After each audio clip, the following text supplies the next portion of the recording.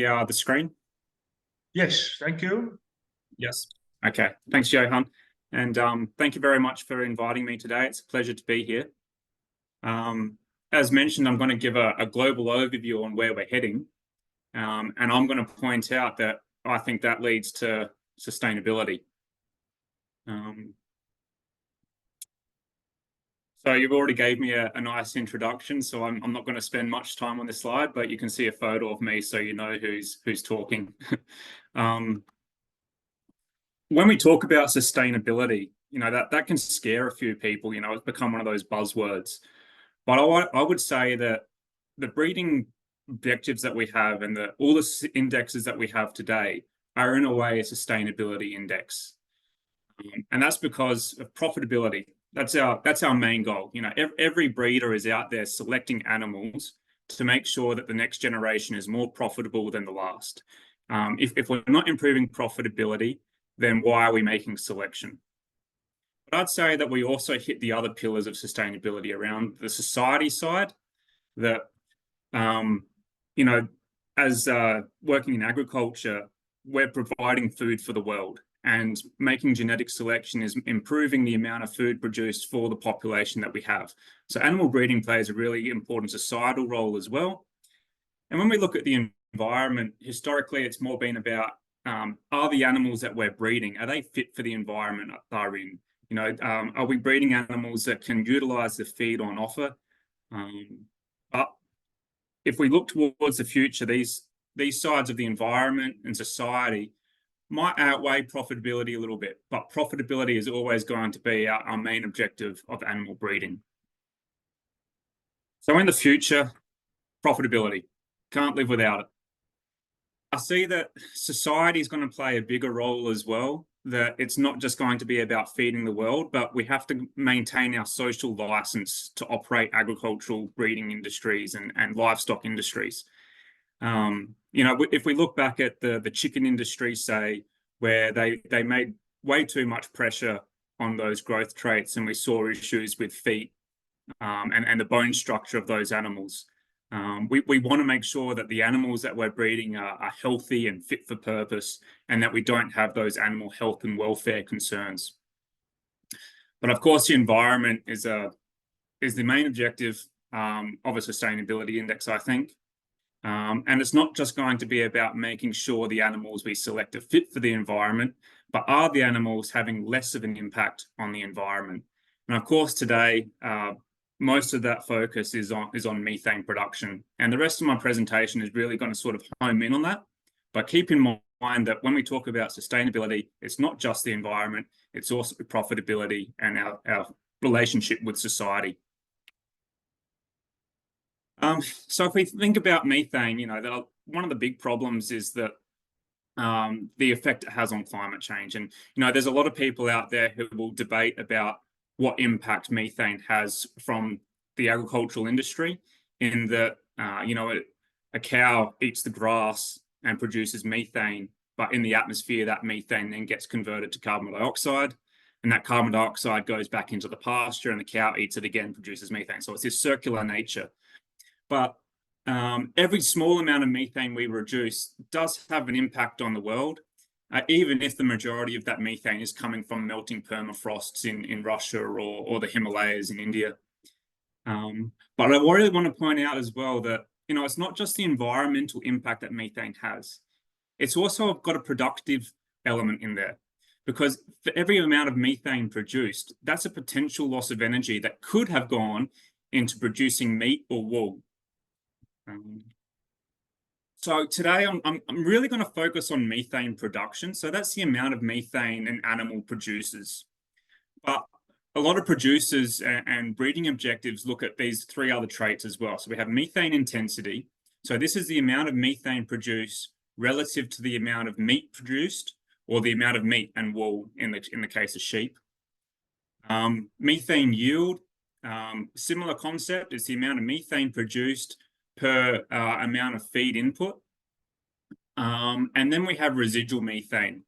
And this is the amount of methane produced in relation, or at a fixed amount of body weight or production or feed input. So basically, an animal can be the same. You can have two animals of the same weight, but one animal might produce less methane, and that would be the animal that you would prefer.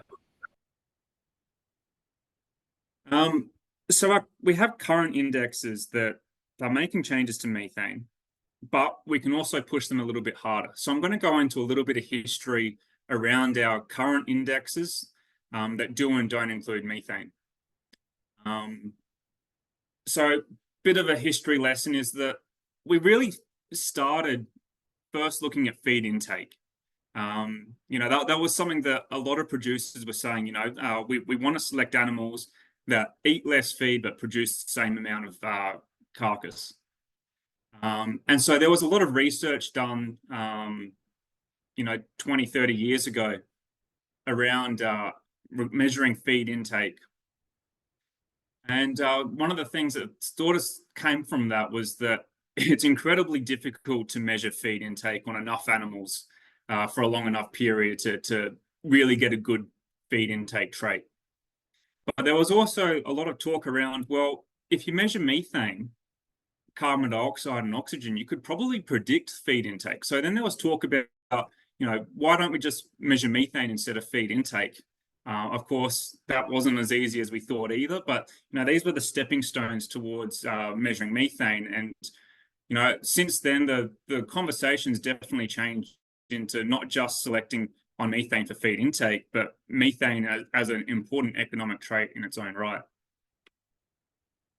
So people started testing and just using predicted methane. So from the traits that we already have, how much methane can we reduce just using the current indexes? And we found that anywhere between 1% and 4% of methane can be reduced per generation.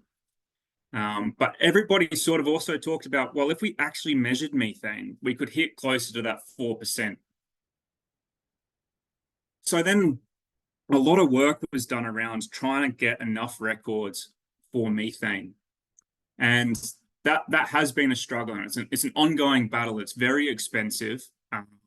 It's not easy. And there's a lot of issues around, especially recording methane production on pastures, that the equipment available isn't conducive to collecting enough methane records. We also have other problems around these preliminary papers talk about these unfavorable genetic correlations with production. But again, if we look at the traits of today, like fertility is also a lowly heritable trait and has unfavorable correlations with production traits. But we know we can select for improved fertility, and we know we can also still be improving those production traits.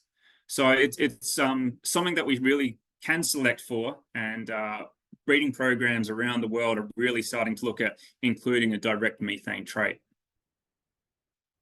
So looking at breed plans history, we can see how methane fits into that as well. So breed plans got a long history going back to the early 1990s. And what they've always done in breed plan is include feed costing. It's the main cost that comes out of your profitability is so they've always included it. And basically, is it just a more formal equation? The cost of feed and the feed price gets you the amount of feed per individual. But it's also really important to keep in mind that that feed intake for an animal is really, really well researched, and that is all incorporated into breed plan. And when this research is always improved, breed plan is always on top of including the latest research on the feed intake. And so that can look around not just an animal at a certain body weight eats so much feed. It also looks at everything from, that animal's status, is it lactating, is it pregnant? Because these have different metabolic conditions requiring more or less feed.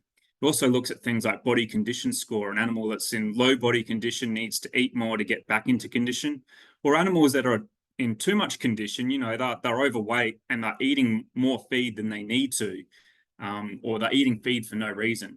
So breed plan has always been flexible and has always costed feed. How does that relate to methane? Well, feed intake is one of the main drivers of methane production. It's got like an 85% correlation. So an animal that eats more produces more methane. And so that's the foundation of methane production for feed. And when you know that methane coefficient, you can basically multiply that by the feed intake.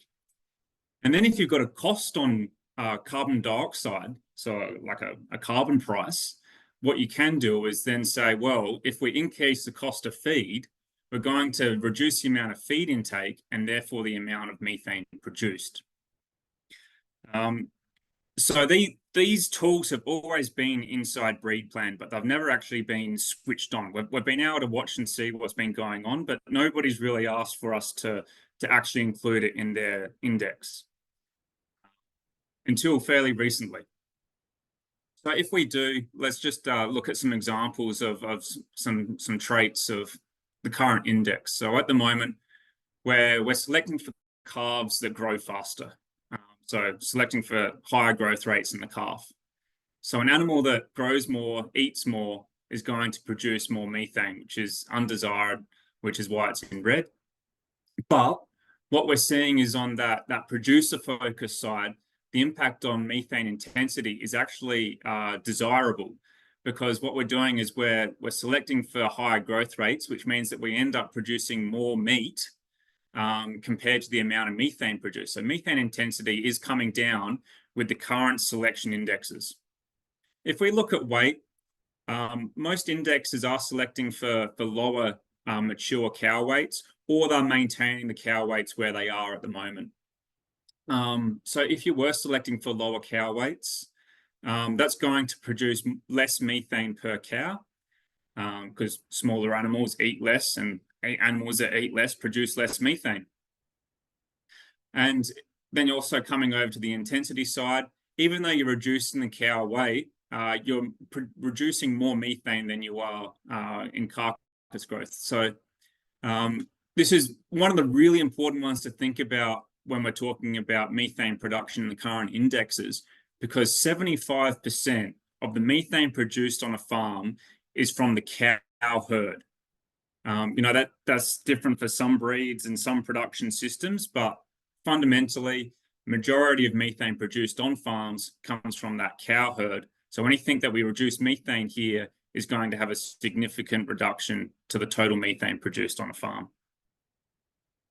If we look at reproduction, you know, all of the indexes are currently selecting for improved reproduction traits. And that means that more cows are giving birth to more calves. Which actually means that we're increasing methane production, because if you have an extra animal, that extra animal is going to produce more methane. But what we really see is a really big decrease in methane intensity. And this is a really good news story. You know, basically, if we think about an animal or a cow that doesn't get pregnant, that cow has eaten your feed for no reason, and she's produced methane for no reason. So selecting for reproduction really, really drives down methane intensity. And that's something going across pretty much every index out there. This one's a little bit more complicated to get your head around, but body condition score. So if we have cows that are in too low a condition and we need to get them up into a desirable condition before mating, that means that that animal has to eat more feed. Animals that eat more feed produce more methane. But what we see is that by having animals that are in more desirable condition at mating, improves their reproduction as well. So that also drives down methane intensity. If we have animals that are in too high a condition, those animals are eating too much feed. So if we're selecting for fewer animals that are in too high a condition, that means that we'll be selecting for animals that produce less methane, and also methane intensity goes down as well because of that. There's quite a lot on this slide, but I first want to draw your attention to the top box. So this top box are some of the main traits in current indexes. And the first trait we have is mature cow weight. And this black bar represents our current selection pressure for a particular selection index out there. And what we see is that at the moment, there's no selection pressure on feed price or carbon price. So that's that 0% black box. And we see that mature cow weight is coming down a little bit. If we increase the feed price, so this pseudo carbon price, to 10% of the current feed cost, we see a big drop in the mature cow weight. And as we go up to higher and higher feed costs or carbon prices, that mature cow weight gets selected for more and more. And what happens is, because we're selecting for cows that are smaller, that's going to produce less methane. So you can see down in this bottom box now, the cow methane production, that's directly related to the drop in the mature cow weight. We can also see also a reproductive trait, calving ease. So animals that have improved calving ease are going to also drive down the methane intensity. What we see with yearling weight, so this is one of the main production traits. We'll also look at finishing weight at the same time. So the current selection indexes, they really strongly favor improving yearling weight and finishing weight. If we increase the feed price or the carbon price, what we see is that we do decrease the amount of improvement in yearling weight and finishing weight. It doesn't mean that we're decreasing yearling weight. It just means that we're having less selection pressure there. So we're still going to improve yearling weight, but not as much as the current indexes. And what you can see is basically, as you increase the feed price, you have less and less pressure on yearling weight. And if you look at finishing weight, you almost have no increase in finishing weight at all. But if you look at this last yellow bar on the finishing weight, that corresponds to a 30% feed price, or $90 a ton carbon price. And if you look at around the world, the current market value for carbon price is somewhere around $20 to $30 a ton. That's Australian dollars. So that's probably not realistic. We're probably more looking at selecting animals based on a 10% or 20% increased feed price. So still moving traits in the direction that we want to, but really driving down that cow methane weight. I'm just going to share a quick example in sheep as well. So on the left-hand side, we have, I just want to focus your attention on the red one. So on the y-axis, we have index values for the current selection indexes. So we're selecting for animals up along here. And what we see is that on average, the animals that we're selecting are producing more methane, which is undesirable, but there's currently no market signal we're selecting against those.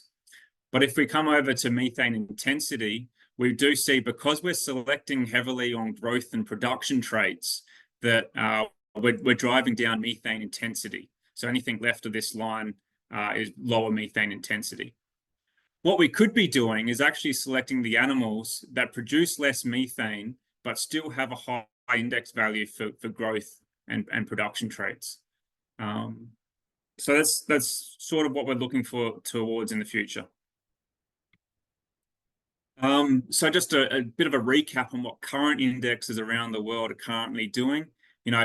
Basically every index out there is selecting for increased growth, which is going to be driving down your methane intensity traits.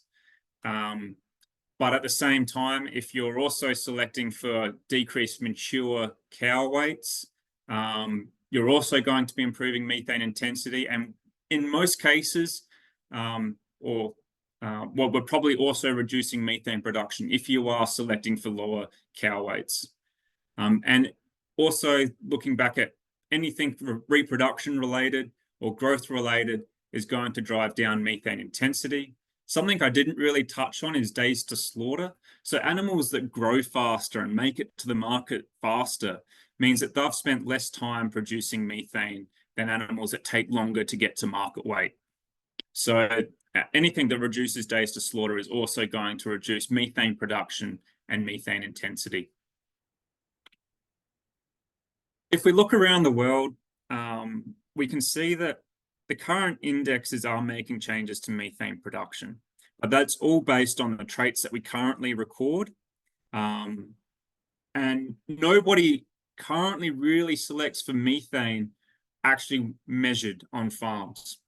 But that's changing, and it's changing very quickly. So I'm going to go through 3 examples from around the world where methane is being recorded and will be included in indexes in the near future.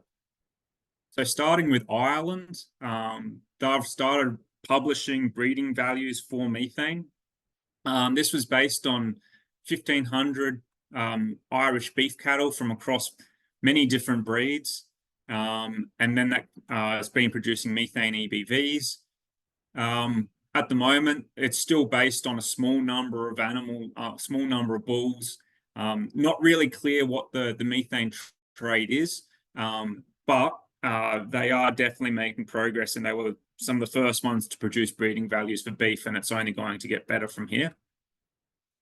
If we look over in Canada, CMEX and Lactanet, they've been doing some interesting things around milk mid-infrareds.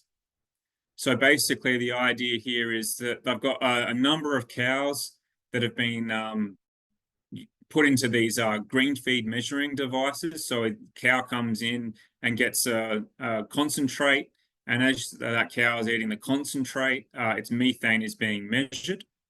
And those animals also have daily milk and milk test records. And from there, they use technology, mid-infrared spectroscopy, and they can predict methane using a particular equation. Then they basically apply that to all the animals in Canada, that prediction equation based on that milk infrared. And that's being used as a proxy for methane intensity. So this is a tool that's available to their clients, and people could be selecting for that. But again, it's based on a small number of cows, increasing all the time though. They're getting estimates for 500,000 animals, but it's not really clear if that's actually going to lead to genetic selection at the moment. I'm sure it will in the near future. If we look over to New Zealand, they've been some of the leaders in the recent past 5-6 years. They really went all out and recorded methane on over 20,000 sheep. They have this fantastic trailer which goes around on farm, and basically the animal spends about 40 minutes in one of these boxes where the methane's measured. And they're recording methane basically constantly. And that's led to research indexes, which includes these methane EBVs, and they are available for breeders to be selecting rams based on those methane EBVs, and that is starting to happen. So that's a real example where that is actually making a difference on farm. Globally, though, there is phenotyping remains our main challenge. So you can see the comparison between what we've been using in Australia, these pack chambers, still portable, but you can imagine going to all the farms with one of these. It takes a lot of time and a lot of labor to get enough animals measured. So Australia has invested now, UNE and DPI, New South Wales, have bought one of these trailers and will be delivered. So Australia is currently recording 10,000 sheep, and we hope that this trailer can significantly increase the methane recording in sheep. But you can't just record methane. We also need to include that with the feed intake records as well. So not every animal is going to have a methane record. Not every animal is going to have a feed intake record, but we're going to try and overlap as much as we can. And sort of looking at the timeline for that in Australia, at the moment we've already got 5,500 sheep measured with methane. In the coming months, that'll be close to 8,000, and we also have historic records. So earlier in this presentation, I showed some papers and things about the historic work that's been done on methane. So there's a large number of historic records that we could include as well. So that could get us to 12,000 records, 15,000 by the end of June, July. Yeah, we still need to work out if that can be used for predicting methane EBVs. There's still a lot of work to be done around validation. And then we also need to work out, can we include it in an actual sustainability index as well? And how does that compare back to those methane prediction indexes that we already have and that's been available for a while? And then there's still a lot of work to be done around the world and in Australia on methane. So even with the methane trailer that we'll be getting from New Zealand, that's still a lot of labor, and you still have to do a lot of driving and work to get enough phenotypes. So we're looking at other proxies around rumen samples and microbiome samples, volatile fatty acids as well. And but hopefully that'll lead to better research breeding values in the near future. If we look on the beef side of things, there's a number of projects in Australia at the moment that are trying to record large numbers of beef cattle. We've had a lot of success in the feedlot, but that's helped by the fact that animals are already used to coming and visiting the feed bins. So they're much more likely to visit a green feed. Whereas if we look at the pasture system, you really need an incentive and training to get the animals to even visit the green feed. And that's been a big challenge. And, you know, having these green feeds in the paddock has had other issues. You know, they have internet connections, but satellites drop out, and which leads to no methane data being recorded, and all sorts of issues that go along with actually measuring on the pasture. So that remains a challenge. We hope that the methane trait in the feedlot is quite similar to the methane trait on pasture. That would save a lot of time and effort if there was a high genetic correlation between the two. But that's one of the goals of this research. We also have in Northern Australia a sister project where University of Queensland are measuring around 5,000 animals, also on on pasture systems as well. If we look around the world, we see a lot of work being done. So the circles that have highlighted green, so Australia, Uruguay, Ireland, the UK, New Zealand, Canada, US, you know, there are major projects underway at the moment to record methane phenotypes in beef and sheep. What we start to see now as well is that South Africa, Brazil, and China are also starting to look at measuring methane, not just to reduce methane production and the effect it has on the climate, but to really drive efficiency on farm as well. So we hope to see that there'll be a lot more collaboration across countries, especially where there's genetic linkages between them as well, because not everybody can do it alone, and it would be great if this became more collaborative, and that is being worked on. So if we look at the bit of a summary of methane production and its relationships to sustainability, there's been a lot of work done on the methane fundamentals. You know, that was around recording methane, and is it heritable, is it repeatable, what relationship does it have with other traits? And from that, we know that methane does have a genetic component, and we can select for methane. We've also seen that the current indexes and future indexes have a mitigation potential. So selecting for lower methane can have anywhere between 1% to 4% reduction in methane per generation. If you actually include a direct methane trait, you get closer to that 4%. If you're only using predicted methane based on the methane trait, or based on the traits that are already recorded in indexes, you're closer to 1% or 2% reduction in methane per year. But that's a significant effect. If you look at the global's climate goals for 2030, 2050, we start looking at those longer timescales, and those small changes accumulate, and we will have a significant reduction on methane over time. We've seen that the current methane research indexes will reduce methane, and you still select for traits in your production traits in the desirable direction as well, but you do sacrifice a little bit on those growth traits because they are main driver for methane as well. We see in Australia and around the world that the main limiting factor is phenotyping of methane, and it's such a hard trait to measure, and it's very expensive to measure as well. So we really want to see those proxies around microbiome samples, volatile fat acids, result in something that can make it easier for producers to get methane breeding values. So we can see that that'll lead back into a bit of a loop as we get more methane phenotyping done. We'll come back around and we can get better estimates for those genetic parameters, and we can fine tune our indexes based on those phenotypes. But we're already at the stage where that phenotyping is now at a point where genetic evaluations around the world are starting to include methane.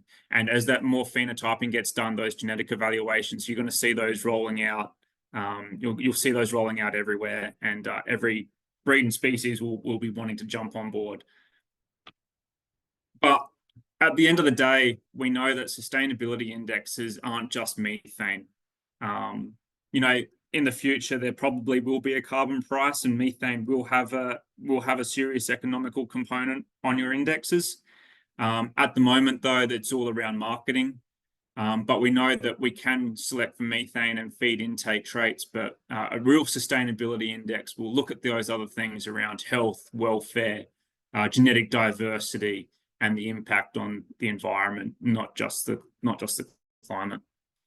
So I think I went a little bit too fast, so I'm more than happy to take any questions you might